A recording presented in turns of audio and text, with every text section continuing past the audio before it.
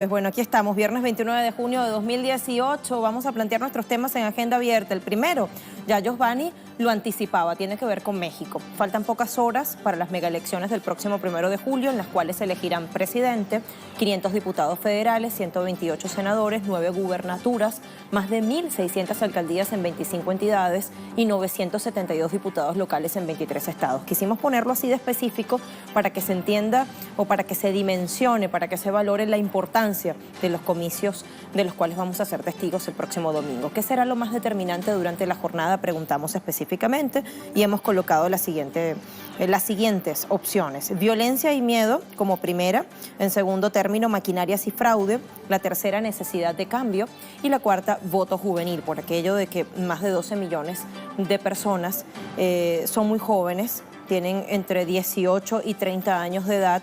Y parece que va a ser determinante ese voto si concurre a las urnas llegado el día para hacerlo. Ahora, contacto directo con nuestros corresponsales.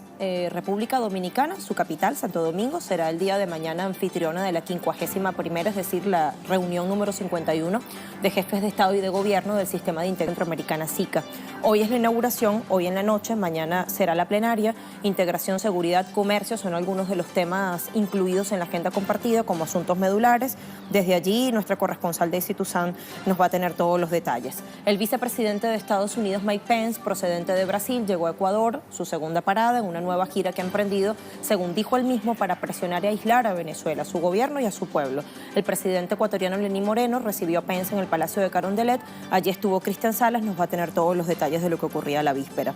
Y el secretario de Defensa de Estados Unidos, James Mattis, se reúne con su homólogo surcoreano, Son Jung-moo, para analizar el panorama militar en la península coreana en pleno acercamiento entre las dos Coreas. Desnuclearización sigue siendo el tema central.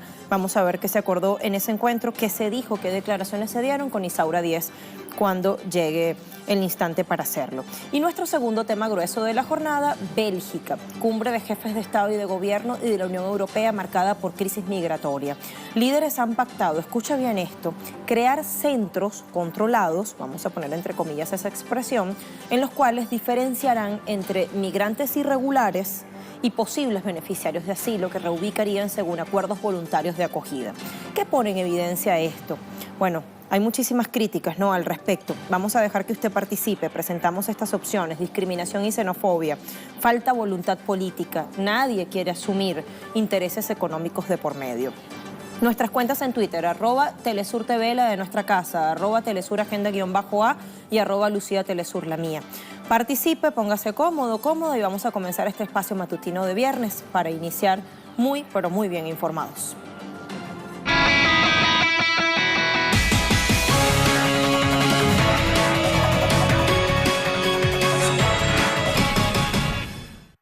Este domingo 1 de julio se realizarán elecciones generales en México. Los candidatos presidenciales culminaron sus campañas en medio de una violencia desmedida contra los políticos.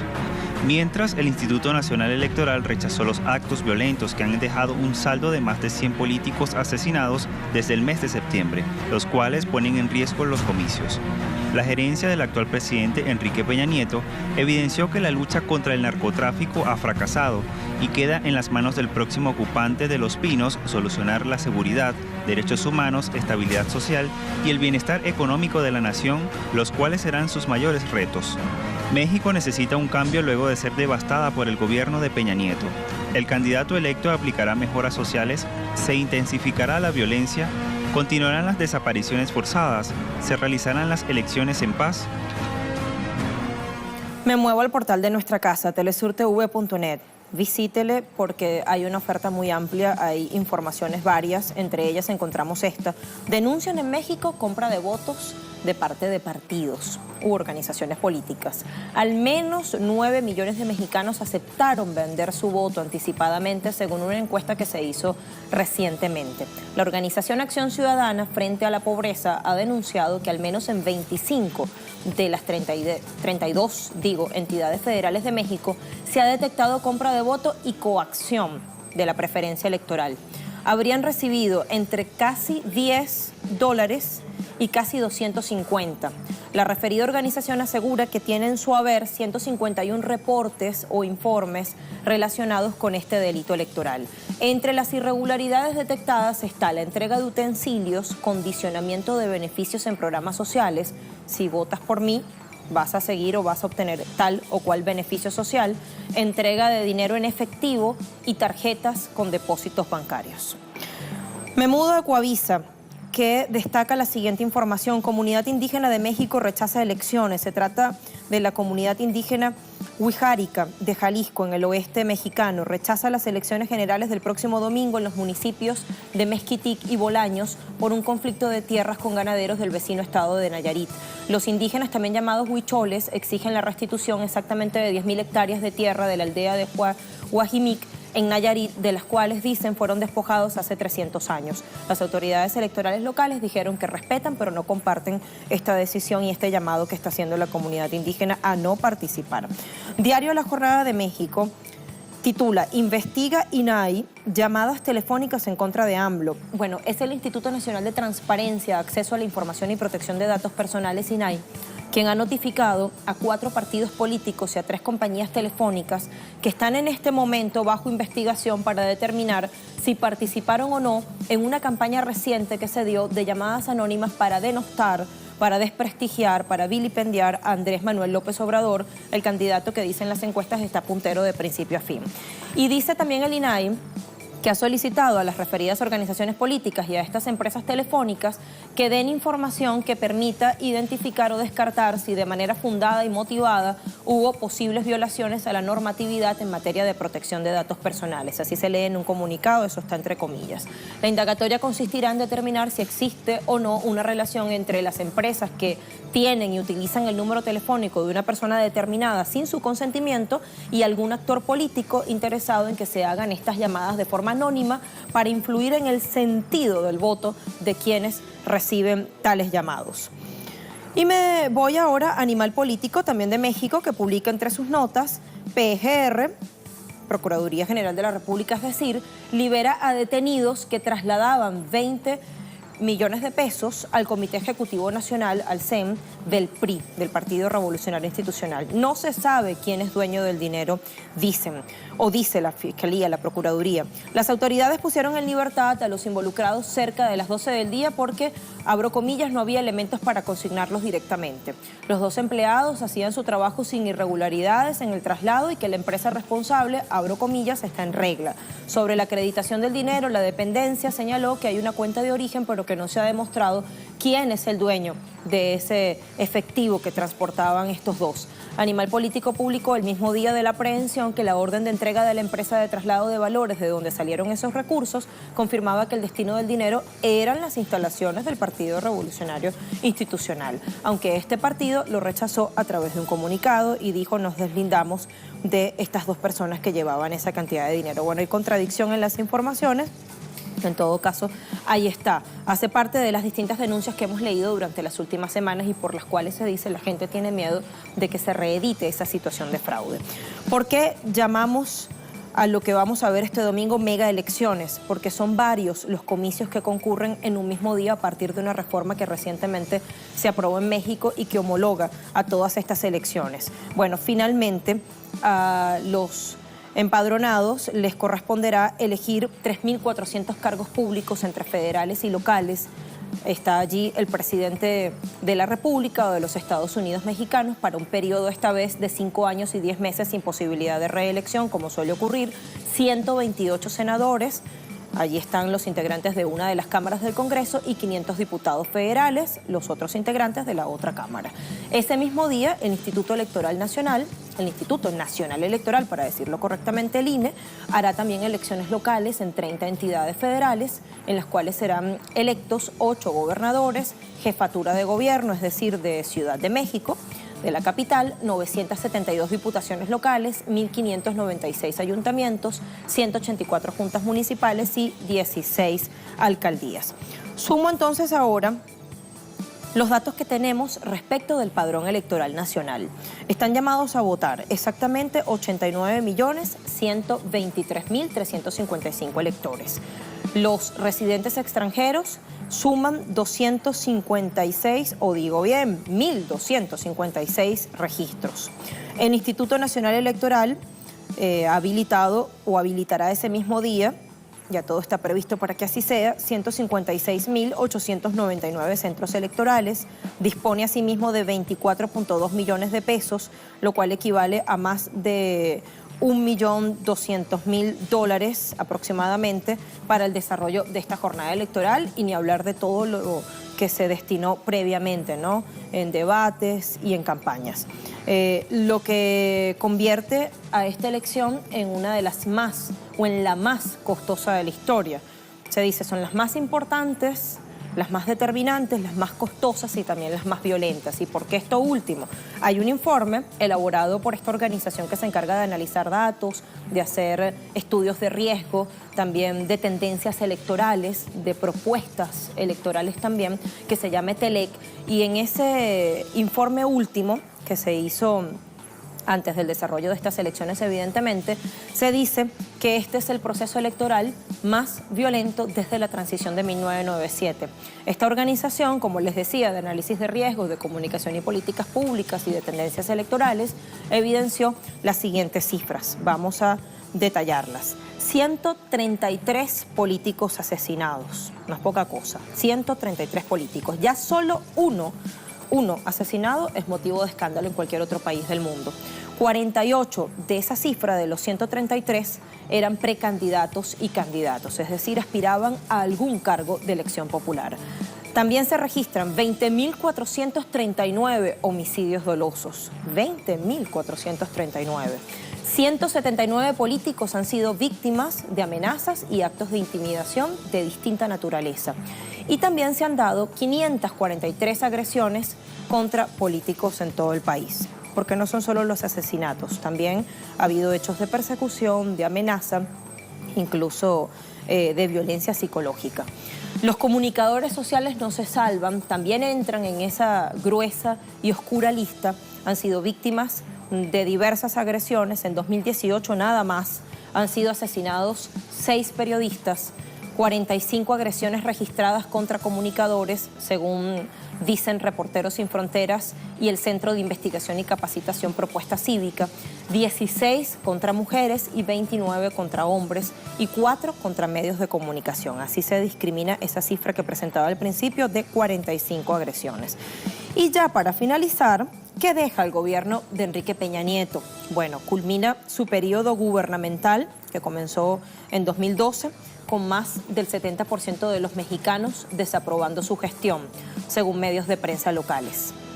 Adicionalmente, se le cataloga a su gobierno de uno de los más violentos que haya existido en México, con más de 140.000 homicidios dolosos. Esta cifra es del Sistema Nacional de Seguridad Pública. El 2017 fue el peor año en lo que respecta a este registro. Se suma la desaparición forzada de los 43 estudiantes de Ayotzinapa, que ha abierto una herida que todavía no cierra y que realmente hiere en la sensibilidad más profunda de los mexicanos. Es un caso emblemático realmente. Políticos cercanos al presidente EPN, incluido el propio mandatario, han tenido que enfrentar escándalos derivados de corrupción administrativa. Deja cerca de 3.9 millones de pobres. Esta última cifra nos la da el Centro de Estudios Económicos del Sector Privado. Y el asunto migratorio y la construcción de un muro en la frontera, por nombrar apenas 2 de las cuestiones que tienen que tratar México y Estados Unidos. Allí también tendríamos medidas arancelarias impuestas al acero y al aluminio, todo lo que tiene que ver con la renegociación o modernización del Tratado de Libre Comercio para América del Norte, hace que sea muy complicado el panorama y que estas elecciones tengan también un impacto en lo que respecta a la política bilateral, es decir, estos dos países del norte, México, Estados Unidos. Vamos ahora a profundizar, vamos a analizar, y para ello quiero sumar a Ismael Hernández Lujano, filósofo, sindicalista, ya conecta con nosotros. Buena jornada, ¿cómo está? Feliz viernes. Buen día. Hola Ismael, buen día. Saludos. En medio de este escenario de violencia que pareciera indetenible y que realmente es escandaloso, ¿qué debemos esperar que ocurra el domingo? Quiero preguntarle si eso será determinante sobre un punto que parece clave, participación ciudadana. ¿Usted cómo lo ve? Realmente la violencia afecta sobre todo a las zonas rurales. Es en las zonas rurales donde tiene un mayor impacto la violencia del crimen organizado y donde tendrá un efecto inhibitorio. En las grandes ciudades no sucede tanto así. En las grandes ciudades el riesgo es sobre todo la coacción y condicionamiento del voto, la compra del voto a través de diversas mecanismos como condicionamiento de ayudas, apoyos gubernamentales, que se supone son derechos, pero a través de la violencia del crimen organizado se malogra la voluntad ciudadana. ¿Aló? Sí, le escuchamos perfectamente, Ismael. ¿Hay preocupación Sí. con la posibilidad de que se concrete, como ha ocurrido en anteriores oportunidades, una de las más emblemáticas, 2006, una mega operación de fraude que le arrebate el triunfo a esa opción de cambio que ha despuntado con mucha fuerza y que encarna Andrés Manuel López Obrador? ¿Usted cree que están las condiciones dadas para que se reedite una situación de fraude? Al menos el intento ya está en curso. Grupos empresariales muy poderosos han estado presionando, por decirlo de manera muy suave, a sus empleados para que reflexionen su voto, así lo llaman, y se alejen del populismo. Este espantajo del populismo con el que identifican a Andrés Manuel López Obrador. Y estos grupos empresariales también han iniciado una campaña propagandística, una campaña de miedo, podemos llamarla así, una campaña de atemorización de la población por varios medios electrónicos impresos. Ya hay en curso operaciones de compra de voto. El intento de fraude se va a hacer, sin lugar a dudas, pero lo que indican las encuestas es que cerca de la mitad de los mexicanos va a inclinarse por Andrés Manuel López Obrador y con una diferencia de hasta 20 puntos respecto al segundo lugar, que sería el candidato del PRI según unas encuestas, el candidato del PAN, Partido Acción Nacional, según otras. Es decir, aunque hay una intención muy clara de fraude, con una diferencia tan grande entre el primer y el segundo lugar, es difícil, aunque no imposible, que este fraude se concrete nuevamente. ¿Dicen las encuestas, Ismael? Sí, casi todas las encuestas, prácticamente todas las encuestas serias le dan el triunfo a Andrés Manuel López Obrador, con diferencias de 14 puntos sobre su seguidor más cercano y otras hasta de 30 puntos. Entonces la esperanza de muchos votantes es que a pesar de los intentos de fraude, estos no podrán revertir una tendencia tan abrumadora a favor de un candidato. Ahora quiero preguntarle también sobre este asunto que ha estado en discusión en las últimas semanas. Lo que vamos a ver este domingo tal vez no sea una simple elección. ¿Cree usted que también podría plantearse como un referendo o como un plebiscito sobre el modelo social, político y económico que está vigente desde hace más de 2 décadas en México? ¿Es tal vez la última oportunidad que tiene la democracia real en esta nación? Definitivamente las tendencias que marcan las encuestas de la inclinación de cerca de la mitad de los electores por un candidato que plantea en varios puntos alejarse del neoliberalismo, que plantea, si no un cambio radical, sí un cambio notable respecto al rumbo que ha tenido el país en los últimos 30 años, es prueba clara de que al menos la mitad del país está votando en contra de este modelo que en 30 años nos ha dado un crecimiento mediocre, que en 30 años ha provocado migración masiva hacia los Estados Unidos. 500,000 de mexicanos cruza la frontera cada año hacia Estados Unidos. Un asunto escandaloso por sí mismo. El país se está vaciando. Prácticamente no hay mexicano que no tenga un pariente en los Estados Unidos. El mismo gobierno reconoce que en México el problema no es tanto el desempleo, que es alto de por sí, sino la calidad del empleo. Los salarios son miserables, realmente es casi imposible vivir con los salarios mexicanos, y eso explica en buena medida la explosión de la criminalidad. ¿Qué hacen los mexicanos ante el desempleo y los salarios miserables? Pues tienen tres opciones: la migración hacia Estados Unidos, el comercio informal que inunda nuestras ciudades, o la delincuencia. Entonces, sí, tiene un carácter de plebiscito estas elecciones. Parece que es una elección entre neoliberalismo y otro tipo de economía, digamos, más distributiva.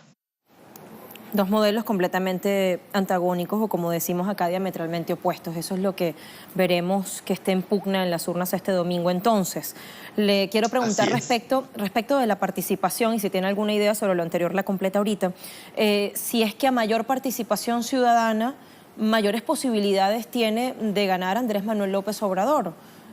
¿Sí se entiende lo que le pregunto? Sí, claro. Evidentemente, el antídoto contra el fraude es una votación masiva. Los fraudes son posibles cuando el margen entre el ganador y el segundo lugar es muy estrecho.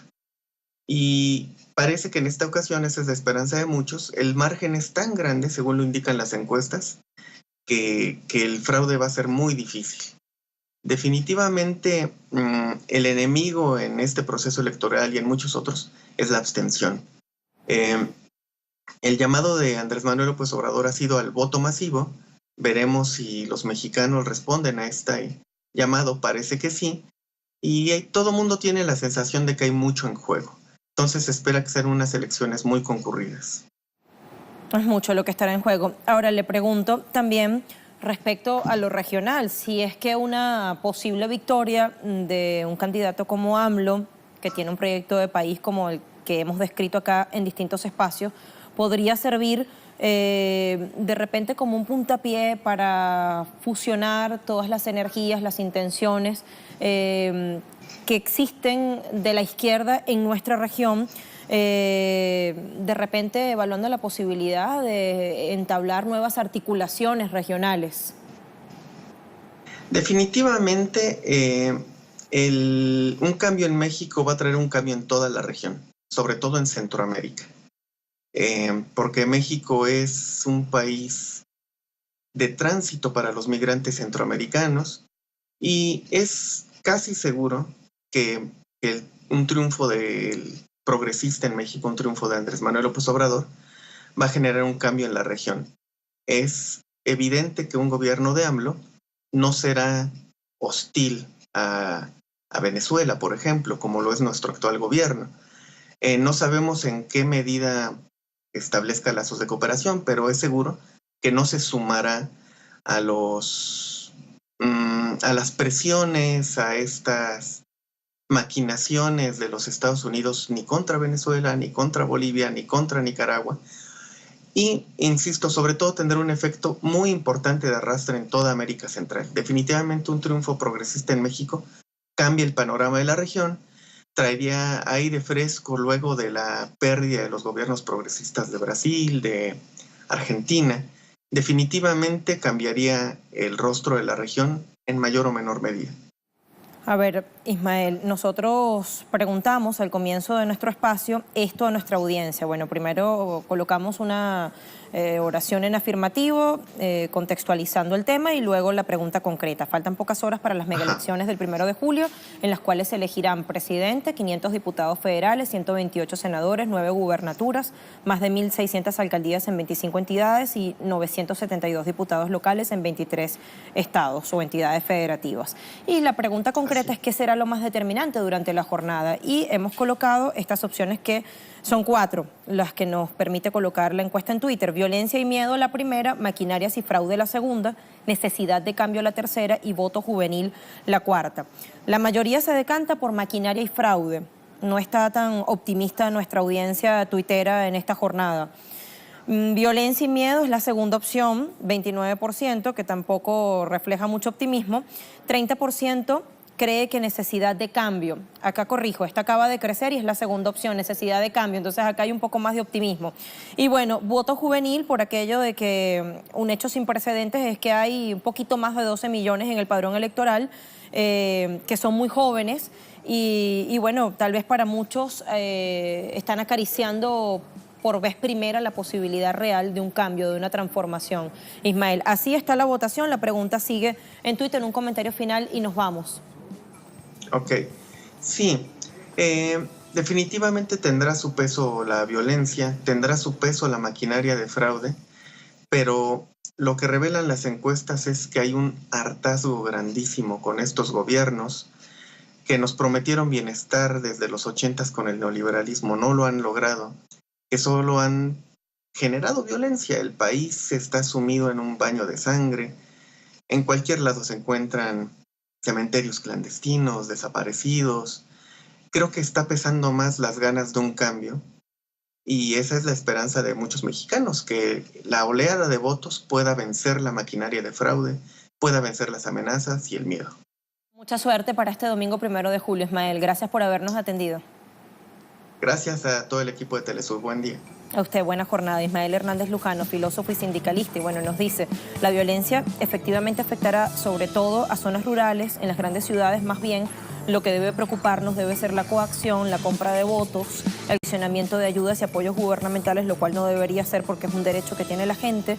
Un intento de fraude ya está en curso. Por ejemplo, hay empresas en las cuales se ha emprendido la campaña reflexionen su voto y aléjense del populismo, como se le llama, para desprestigiarle a la opción de Andrés Manuel López Obrador. Es mucho lo que se está jugando, hay un hartazgo inmenso, voto masivo para disipar esos intentos de fraude, que tendrá que ser un mega fraude porque la diferencia que hay entre el puntero en las encuestas, que es AMLO, Andrés Manuel López Obrador, por la coalición Juntos Haremos Historia, y el segundo, que es Ricardo Anaya, es inmensa, así que el fraude debe ser colosal realmente para que le roben un triunfo.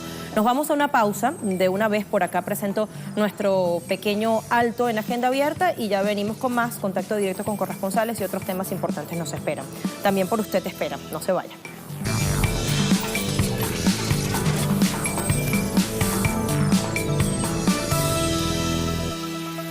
Corresponsales de Telesur esperan por nosotros para contarnos muy tempranito lo que está pasando en sus lugares respectivos de cobertura. En el caso de República Dominicana, su capital, Santo Domingo, será a partir de esta noche la anfitriona de la reunión número 51 del Consejo de Ministros de Relaciones Exteriores y de Jefes de Estado y de Gobierno del Sistema Interamericano o el Sistema de Integración Centroamericana, SICA. Hoy es la inauguración, mañana la plenaria. ¿Qué temas están contenidos en la agenda? ¿Qué es lo que vamos a ver a partir de esta noche? Daisy Toussaint nos amplía. Hola, Daisy.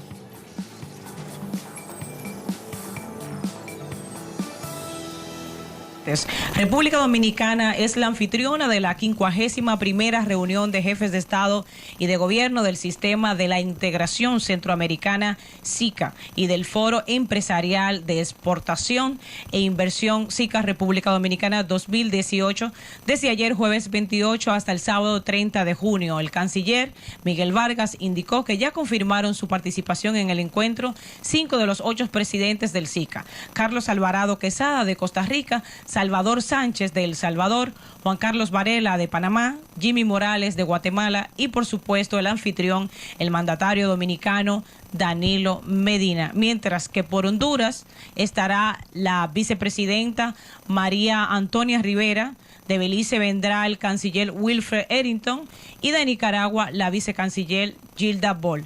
Vargas resaltó la trascendencia de la cita, al término de la cual República Dominicana traspasará la presidencia pro tempore del SICA a Belice. El Foro de Exportación e Inversión SICA República Dominicana 2018 se realizó ayer y continúa hoy viernes, y el propósito es promover la oferta exportable, la inversión y el diálogo público-privado que incremente la competitividad de los países del SICA, así explicó el canciller. Afirmó también que la convocatoria al foro ha sido todo un éxito, ya que más de 420 empresarios nacionales de la región y extrarregionales han confirmado su participación. El ministro destacó que los países del SICA representan en conjunto la sexta economía de América Latina, con casi 60 millones de habitantes y exportaciones que sobrepasan los 30 millones de dólares. Regreso contigo a los estudios. Gracias, Daisy. Recibimos para seguir enlazando con nuestros corresponsales. El vicepresidente de Estados Unidos, Mike Pence, procedente de la República Federativa del Brasil, llegó la víspera a Ecuador en una nueva gira que ha emprendido por la región, según sus propias palabras, para aislar, bloquear y presionar al gobierno y pueblo de Venezuela. Bueno, el presidente ecuatoriano ayer le recibió en el Palacio de Carondelet, estuvo allí Cristian Salas y hoy nos cuenta los detalles. Hola Cristian, buen día. Buenos días, gracias por el contacto. Así es, el día de ayer en el Palacio de Carondelet, Mike Pence, vicepresidente de los Estados Unidos, fue recibido por el mandatario ecuatoriano Lenín Moreno. Todo ello bajo un fuerte cordón de seguridad, el mismo que implicó la prohibición del paso peatonal y vehicular y de toda índole. Prácticamente se cercó el Palacio de Gobierno durante varias horas. Aquí se llevó a cabo una declaración conjunta de las autoridades, quienes mencionaron que se está abriendo un nuevo capítulo en la relación entre Estados Unidos y Ecuador. Se refirieron a aspectos económicos, migratorios y el combate al narcotráfico. De igual forma, Pence agradeció al presidente Lenín Moreno por el restablecimiento de la Oficina de Cooperación de Seguridad de la Embajada estadounidense en Ecuador y anunció que Estados Unidos apoyará los esfuerzos ecuatorianos para erradicar la corrupción con la entrega de más de $1,5 millones. Recordemos que existen varios prófugos de la justicia que se encuentran en Estados Unidos, los mismos que Ecuador está solicitando su retorno desde hace ya algún tiempo atrás. Hoy, en pocos minutos más, se espera también una rueda de prensa del secretario de la Presidencia, Juan Sebastián Roldán, acompañado por el canciller José Valencia y el ministro de Economía, Richard Martínez, quienes harán un balance de la visita de la autoridad norteamericana, un detalle de los acuerdos especialmente desde el punto de vista diplomático y económico. Así que estaremos pendientes para conocer cuáles fueron estos acuerdos, especialmente en temas de interés público, como la seguridad, el comercio exterior, temas migratorios, entre otros. Por el momento, regresamos con ustedes de estudios. Gracias, Cristian, por todos los datos tan temprano. Y ahora, el secretario de Defensa de Estados Unidos, James Mattis, se ha reunido con su homólogo surcoreano, Son Jung-moo, para analizar el panorama militar de la península. La palabra desnuclearización vuelve a ponerse en el tapete, en realidad nunca ha salido de allí. Vamos de una vez con nuestra corresponsal en China, Isaura Díaz, para que nos diga qué es lo que se ha acordado allí, de qué se ha hablado exactamente, Isaura. Sí, gracias colega, buen día para ti, buen día también para todas las personas que se informan con nosotros a esta hora a través de la señal de Telesur. Estados Unidos reafirmó que su compromiso militar se mantiene sin cambios respecto a Corea del Sur. El secretario de Defensa estadounidense James Mattis, quien se encontraba en ese país, se reunió con su homólogo de Corea del Sur, Son Jung-moo, y tras esas conversaciones anunció que Washington mantendrá los 28.500 efectivos militares que tiene hoy en territorio surcoreano, pese a la cancelación de las maniobras militares conjuntas con Seúl programadas para agosto próximo. Mattis desarma así una serie de especulaciones que se habían creado en torno a una posible reducción de la presencia militar estadounidense luego de este nuevo acercamiento alcanzado con el líder norcoreano Kim Jong-un el pasado 12 de junio en la cumbre histórica de Singapur. Precisamente después de ese evento memorable, Washington anunció a tan solo una semana de haberse reunido Donald Trump con Kim Jong-un la cancelación de estos ejercicios militares conjuntos con Corea del Sur, denominados Guardián de la Libertad, y que siempre fueron caracterizados por Pyongyang como una seria amenaza para su territorio nacional. Una suspensión que sin duda significa un hecho de buena voluntad que ha posibilitado el acercamiento, la reconciliación y la distensión en la península. Precisamente el secretario de Defensa estadounidense aseguró que esta suspensión permitirá a los diplomáticos de cada país renegociar y reafirmó que Washington está comprometido con la desnuclearización completa, irreversible y verificable de Corea del Norte. Por su parte, el ministro de Defensa surcoreano aseguró que ambos países se encuentran en medio de un giro crucial para dejar atrás años de confrontaciones históricas y abrir un nuevo camino hacia la paz y hacia la cooperación. Te mantenemos al tanto sobre estas y otras informaciones. Ahora devuelvo la señal a los estudios centrales en Caracas.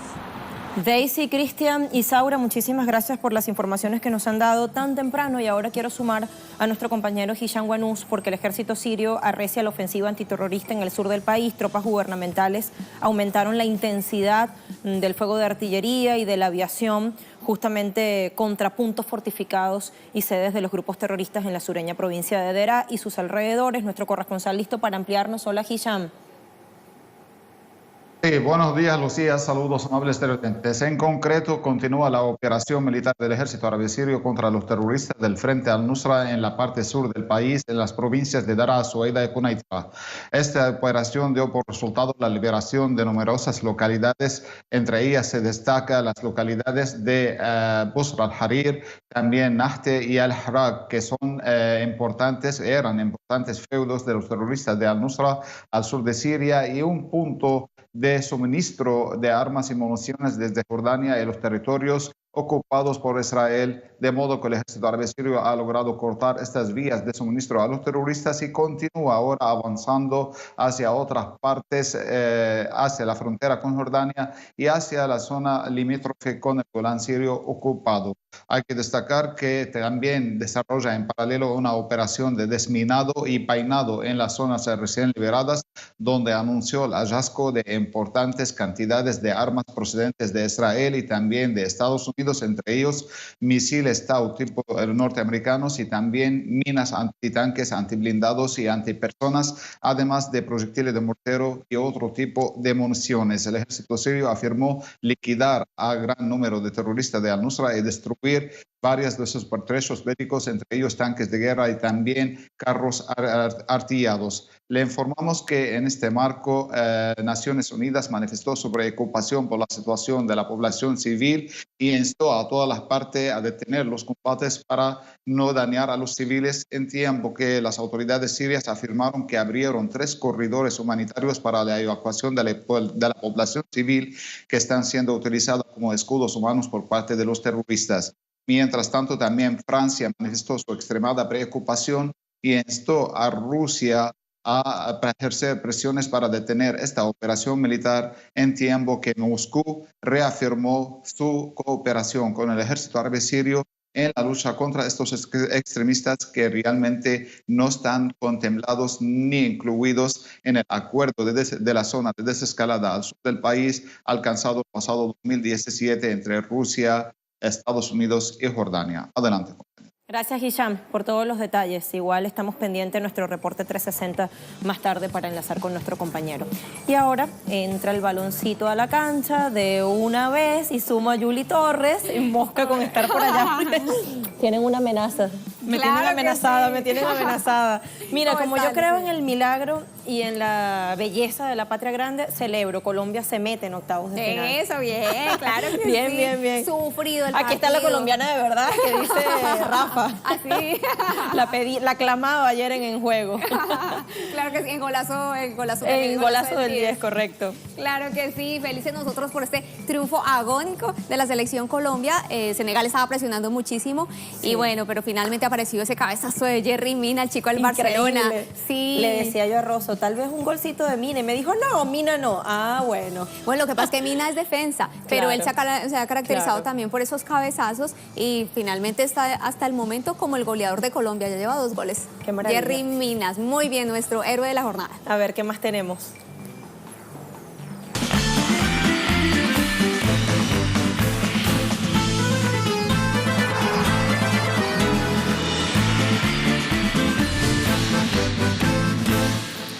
Empezamos con toda la acción deportiva contándoles que Diego Armando Maradona y Víctor Hugo Morales anotaron un golazo con el invitado de este jueves en De la mano del 10.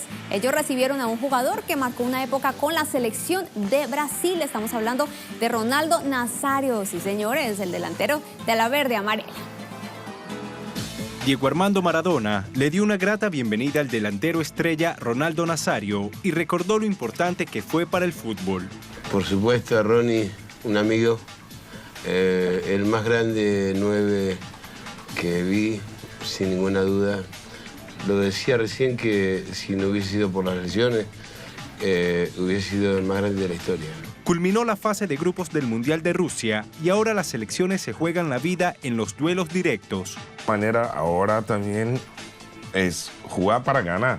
El que gana, que sigue adelante. No van a tener más equipos que van a estar esperando todo por detrás, esperando el rival. Ahora el que gane pasa y sigue adelante. La historia del fútbol ha pasado por diferentes generaciones y ahora estamos en la época de jugadores que han superado todos los récords. He sido todo lo que ha sido sin ellos, porque ellos empezaron la historia. Es el ADN. Sí, yo seguí la historia y ahora los chicos de ahora que sigan haciendo historia. Por eso ahora tenemos a Cristiano Ronaldo, a Messi, Neymar, y ellos tienen que seguir esta historia. El Pelusa resaltó todo lo positivo que te regala el fútbol y lo importante que es para la sociedad hacer vida en este deporte. Yo diría que la pelota te hace pasar el hambre, te hace pasar la sed, te hace pasar un montón de cosas que por ahí los políticos no te la van a dar nunca. El brasileño Ronaldo Nazario agregó que la gente sigue creyendo en el fútbol y que todavía sueñan con el balón. El fútbol tiene este poder, ¿no? Con la sociedad, con todo el mundo, que la gente todavía cree en el fútbol, todavía está enamorada del fútbol. Es una locura, lo lindo que está eso, una oportunidad histórica para Rusia. ¿Qué tal el invitado? Se lucieron en De la mano del 10. Lo pueden ver, no se lo pueden perder, todos los días a las 22 horas de Caracas. Y mucho dejó la última jornada de la fase de grupos en Rusia 2018. Entre otras cosas, la clasificación de Colombia a los octavos de final. El héroe lo nombramos hace un ratico con Lucía. De esta fecha fue el defensor Jerry Mina, quien proviene de una familia de futbolistas que, aunque no jugaron en su demarcación, sí le transmitieron su pasión por el balompié. Hola, un placer estar con ustedes. Bueno, la gloria y honra sea para Dios, que sin él no hubiera sido nada posible. Dedicarle este triunfo a mi familia, que siempre están ahí en las buenas y en las malas, a Guachené y al pueblo colombiano. Y sí, vengo de una familia de porteros, ¿no? Araí, mi papá y todos los hermanos son porteros. Cuando estaba pequeño yo tapaba, pero bueno, mi papá dijo que no era bueno para mí, así que me metí al medio del campo. Y ya después fui a jugar atrás y agradecido con Dios por darme este don. Sí, claro, siempre que hacemos un gol tratamos de expresar la alegría bailando, todo el equipo, todo el grupo. Entonces es importante para nosotros y disfrutar de esto que es maravilloso. Ahí teníamos entonces este bloquecito deportivo por cuenta del Mundial de Rusia 2018. Mi querida Lucía, mucho movimiento. Mina de oro puro. Ya, sí, de verdad. Así titularon algunos medios. Bravo por el defensa colombiano. Muy bien, sí, destacadísimo. Jerry Mina no tuvo mucha actividad con el Barcelona durante toda la temporada, pero bueno, se ha desquitado. Está sacando la cara en la selección colombiana, ¿no? Casi nada en el Mundial. Y vienen compromisos. Es el día de jornada, este viernes, pero para este fin de semana arrancan los octavos de final. Entonces, para este sábado tenemos varios encuentros ahí. Tenemos dos principales. Jugará entonces Argentina, tenemos acción latinoamericana. Se estará enfrentando a Francia, una de las grandes favoritas también. Y en la tarde tendremos a Uruguay, que se medirá a Portugal. Mañana ligarle entonces a nuestras dos latinoamericanas. Argentina y Uruguay ahí en fila también. Muy bien. Entonces hoy día de descanso. Día de descanso, vale. Claro que sí. Vale, entonces a las 8 de la mañana usted no descansa, usted se encuentra con el equipo de Yuli Torres, todo el equipo de Deportes Telesur, hora local Caracas, Venezuela, y siga con nosotros en la agenda abierta. Chao, claro Yuli. que sí. Chao. Chao, Milú.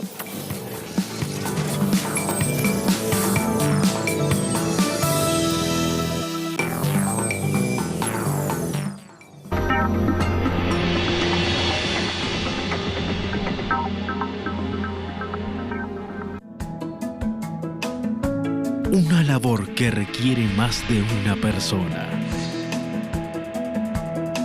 El reconocimiento de nuestro trabajo es la mayor recompensa y lo que nos impulsa a seguir siendo la señal informativa de América Latina.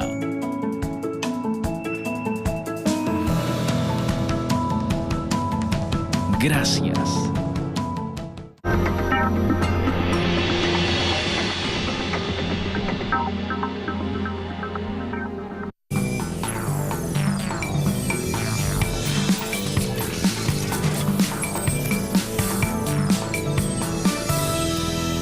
Este jueves inició en Bruselas una nueva cumbre de jefes de estados de la Unión Europea, marcada por el tema de la crisis migratoria. Tras más de 14 horas de discusión, presionados por la amenaza de veto de Italia, los líderes de 28 países alcanzaron un acuerdo para crear de forma voluntaria en los Estados miembros centros controlados para separar a los refugiados. Los gobiernos europeos que acepten esos centros lo harán de forma voluntaria y hasta hace pocos momentos ninguno había levantado la mano.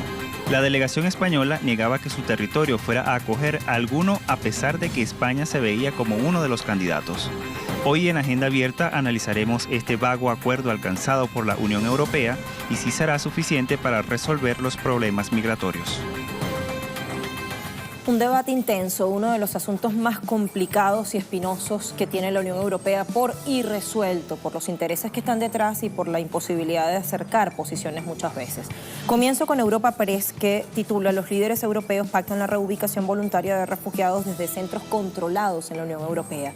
Bueno, esta es una propuesta, esta de crear centros controlados en territorio comunitario, que fue impulsada por Francia e Italia y que pasa por distinguir, por discriminar entre migrantes irregulares que finalmente serán devueltos a sus países de origen, como ha ocurrido todos estos años, y posibles beneficiarios de asilo que serían reubicados en las naciones miembros del bloque comunitario, pero sobre la base de acuerdos voluntarios de acogida. Y ahí está la palabrita que choca, ¿no? La parte de voluntarios, porque es una cuestión muy subjetiva, porque no hay un compromiso firme, digamos, con una cifra allí científica, con una cuota para cada país.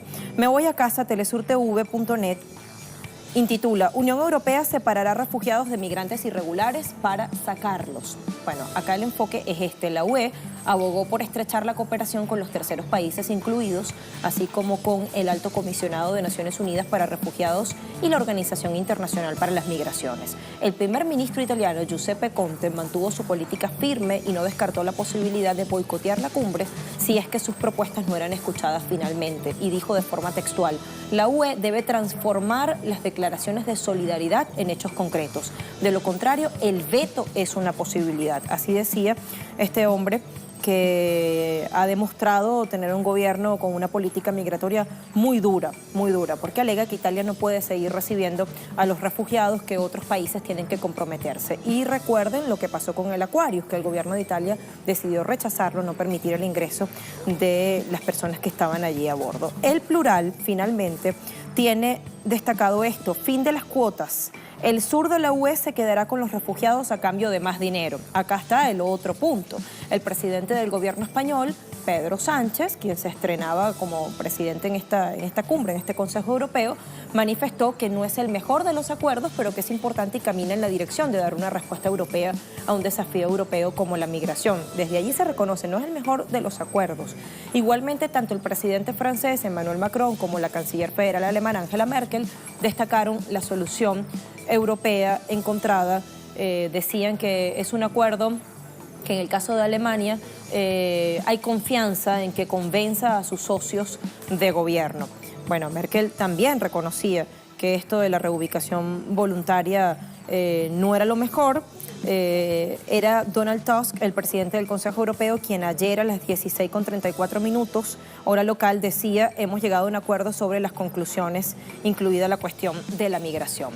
Bueno, después de crisis sucesivas de estas últimas semanas sobre la cuestión migratoria, que decimos irresuelta por demás y que ha provocado graves disensiones entre países, o entre gobiernos más bien, como el francés, el italiano, y otros que hacen parte de la Unión Europea, este bloque ha decidido ponerse manos a la obra, dice, y proponer una solución para resolver el problema. Algunas claves de esta propuesta: diferenciar refugiados de migrantes económicos. Desde los centros de acogida se podrá reubicar a los beneficiarios de asilo, también llamados refugiados, en los países miembros que así lo acuerden. Los migrantes económicos serán devueltos. Final del enfrentamiento entre Francia e Italia por la crisis migratoria. Ambos países han intercambiado reproches, dimes y diretes en las últimas semanas. El ministro de Interior de Italia, Matteo Salvini, y el presidente francés, Emmanuel Macron, se han atacado con mucha dureza después de la crisis desatada por el barco Aquarius, que finalmente desembarcó en España. Ayuda a los países de origen de los migrantes. Los jefes de Estado y de Gobierno se muestran unidos, dice el acuerdo, en la necesidad de cooperar más intensamente con los países de tránsito y de origen para paliar las causas primarias de la migración. Es decir, ir a la raíz del problema. Y para ello han acordado destinar 500 millones de euros adicionales para el Fondo Fiduciario para África y han desbloqueado los 3.000 millones del segundo tramo del acuerdo UE-Turquía sobre refugiados. Otro acuerdo por demás criticado, cuestionado. Y me queda un último punto, ¿cierto? Un cuarto punto. Sí, acá está. Ayuda para España y Marruecos. La Unión Europea se ha comprometido a apoyar financieramente y de otras formas los esfuerzos de España y Marruecos para prevenir la inmigración ilegal. Bueno, así la cuestión. A ver, respecto a las plataformas de desembarco en terceros países, hubo también algunas imprecisiones y ambigüedades. Los jefes de Estado y de Gobierno afirmaron, y quiero leer esta cita textual: el Consejo Europeo solicita a la Unión Europea y a la Comisión explorar rápidamente el concepto de las plataformas de desembarco regional en estrecha cooperación con países terceros relevantes, así como ACNUR y la Organización Internacional para las Migraciones. Las plataformas deberían operar distinguiendo situaciones individuales con total respeto del derecho internacional. Bueno, estamos viendo los términos. Algunos dicen que hay cantidad de eufemismos. Pero no seamos nosotros quienes lo digamos, sino consultémoslo a nuestro invitado Alex Amfruns, periodista e investigador independiente. Alex, qué gusto tenerte tan temprano en nuestra agenda abierta. ¿Cómo estás? Hola, muchas gracias por la invitación. Bien, ¿y usted? Bueno, nueva reunión, nuevo acuerdo, pero vago y también cuestionado. Quiero consultarte si crees que estamos en un punto de inflexión. Es difícil pensar que los países europeos se preocupen por los derechos humanos de los migrantes, teniendo en cuenta el balance de los últimos años, teniendo en cuenta que las cuotas no se respetaron, es decir, que en 2015 se estableció un número de migrantes para cada país europeo como una medida para resolver este desafío. Recordemos que fue el 2015 cuando hubo realmente una cifra muy alta, con más de 1 millón de migrantes en el Mediterráneo. Hoy en día ha descendido muchísimo, no estamos hablando para nada de la misma situación, pero teniendo en cuenta pues, el precedente, es difícil pensar que esta cumbre sirva para algo, sobre todo porque si observamos, de lo que se trata es, en mi opinión, de preparar más bien las elecciones europeas del año que viene. Por otra parte, la situación de los gobiernos alemán e italiano ha sido delicada en su formación, con la entrada de la extrema derecha en los dos gobiernos. Por lo tanto, una presión hacia la cuestión de los migrantes como si fuera el chivo expiatorio, es decir, el problema de los males de esos países, cuando en realidad el problema es el sistema económico y la falta de inversión en los servicios públicos. Y pues había una serie de desafíos en esta cumbre, desafíos que no se han resuelto para nada. Por lo tanto, hay mucho ruido y pocas nueces. Lo que se planteaba ha quedado en medidas que será difícil concretizar. Por lo tanto, yo creo que va a prolongarse mientras no haya realmente un cambio de rumbo. Por ahora no veo la solución. De nuevo enfoque sobre los desembarcos de migrantes rescatados en el mar, que contempla los centros de migrantes fuera de la Unión Europea y bueno, estos centros que hemos dicho que ellos califican de controlados y en los cuales va a haber esa distinción y establecen ahora una suerte de cuotas voluntarias. Esto queda entonces a merced de la subjetividad o de la voluntad política que tenga uno u otro gobierno para hacer la acogida, ¿no? Sí, sobre todo si observamos que un país como Francia, que históricamente se ha presentado como el campeón de los derechos humanos, hay que saber que el gobierno Macron ha aprobado una ley recientemente que acorta el plazo para estudiar estos casos. Es decir, que el objetivo realmente es expulsar lo antes posible a las personas que se encuentran en esos centros de retención. Esto no son palabras, esto es una ley que se ha aprobado hace poco. Por tanto, es difícil creer que estos centros de retención que se supone que se van a crear a nivel de Europa de manera voluntaria por países que todavía no sabemos cuáles son, gestionado por voluntarios sea una solución a la altura. Por otra parte, también hay la propuesta de externalizar centros de desembarque fuera de la Unión Europea, es decir, en países cuyo historial en derechos humanos es terrorífico. Por lo tanto, una vez más tenemos el hecho de que Europa pretenda arreglar el problema humanitario de los migrantes delegando a los guardacostas en Libia o al gobierno turco la gestión de personas refugiadas es realmente ridículo, es una toma de pelo. Entonces, por otra parte, hemos visto también los gobiernos europeos cómo se han dedicado a atacar las ONGs que están intentando socorrer a personas en peligro de muerte en la alta mar. No estamos hablando de una actividad infantil, sino realmente de voluntarios que están haciendo un trabajo muy difícil. Pues estos gobiernos, como Macron, hace unos días han dicho que las ONGs, con el barco Lifeline, que fue rechazado de acceso al puerto italiano, por lo tanto, con centenares de personas en peligro de muerte, Macron dijo que estaban jugando un juego, que estaban haciéndole el juego a los guardacostas, a los traficantes de refugiados, es decir, a las mafias. Es decir, esto es, una vez más, el desprecio, la falta de comprensión de los dirigentes europeos, la falta de humanismo. Alex, a ver, perdemos la comunicación con nuestro invitado. Mientras retomamos, es importante leer esta información que nos llega de último minuto. Está intitulada así: mueren 100 migrantes por el naufragio de su embarcación frente a las costas de Libia. A propósito del poco sentido de humanidad, de la falta de sensibilidad, de la discriminación y de la escasa voluntad política que se tiene para resolver este problema que nos decía nuestro invitado Alex Armstrong. Unos 100 migrantes habrían perdido la vida frente a las costas de Libia después de que el barco en el que viajaban y con el que supuestamente intentaban alcanzar las costas del sur de Europa haya naufragado. Esto lo informa este mismo viernes la Guardia Costera del país norteafricano. Según un portavoz de los guardacostas, 14 personas han sido rescatadas con vida tras el naufragio ocurrido al este de la capital de Libia, Trípoli. La Organización Internacional para las Migraciones estima que en lo que va de año al menos 972 migrantes y refugiados se han ahogado en el Mediterráneo, con 635 víctimas solo en la ruta hacia Italia. Además, otras 292 personas han perecido intentando alcanzar las costas españolas. Leo de nuevo el título: mueren 100 migrantes por el naufragio de su embarcación frente a las costas de Libia. Estamos sumando esta noticia de último minuto que ya empiezan a reseñar los medios internacionales, Alex, y añado entonces la pregunta: ¿pone esta situación de manifiesto que lejos de renovarse el modelo europeo, el modelo comunitario, lo que hace es transitar hacia la decadencia, hacia el desgaste? El modelo europeo, basado en este ideal de construir la paz después de 2 guerras mundiales, porque Europa se repartía el mundo en aquel momento con los imperios británico, francés.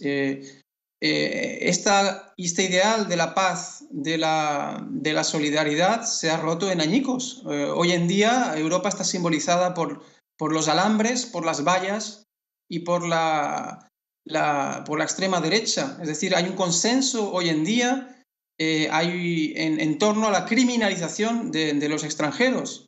Es terrible, pero es así. Por mucho que escuchemos por parte de algunos gobiernos un discurso más o menos de acogida, la realidad es otra.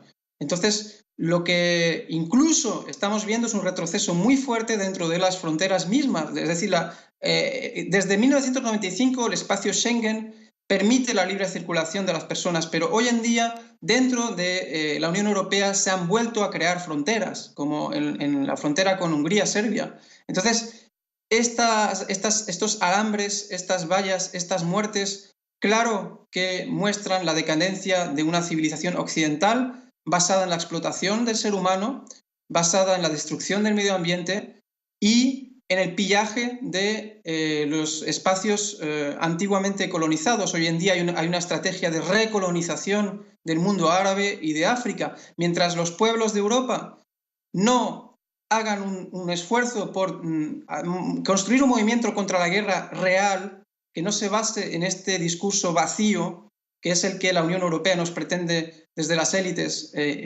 enseñar, lo que realmente los pueblos tienen que construir es una solidaridad real con los pueblos del sur que están en situaciones provocadas por nuestros propios gobiernos. Yo creo que esto es lo principal que se tiene que sacar como lección. Un país que ha bombardeado Libia, que ha creado la muerte y la destrucción en Siria, como Francia, por ejemplo, o los países europeos, España, no puede pretender presentarse como una solución. Entonces es necesario que estos gobiernos sean cambiados por otro tipo de gobiernos más democráticos. Alex, rapidito, quiero sumar a esta última consideración tuya la pregunta que hicimos a nuestra audiencia. Estamos contrarreloj, así que leo rapidito. Consejo Europeo estuvo marcado por crisis migratoria. Líderes pactan crear centros controlados en los cuales diferenciarían entre migrantes irregulares y posibles beneficiarios de asilo, que reubicarían según acuerdos voluntarios de acogida, que ponen en evidencia esto. Discriminación y xenofobia. Clara mayoría está en esta primera opción, 40% se decanta por ella. La segunda, nadie quiere asumir, 28% se decanta por esta que hemos colocado en el tercer lugar. Luego sigue intereses económicos que están detrás, 22% vota por esa que hemos planteado como cuarta. Y finalmente está falta de voluntad política, 10%. Alex, así está la correlación de votos, la comparto contigo y te despido con el agradecimiento de siempre. Muchas gracias a ustedes.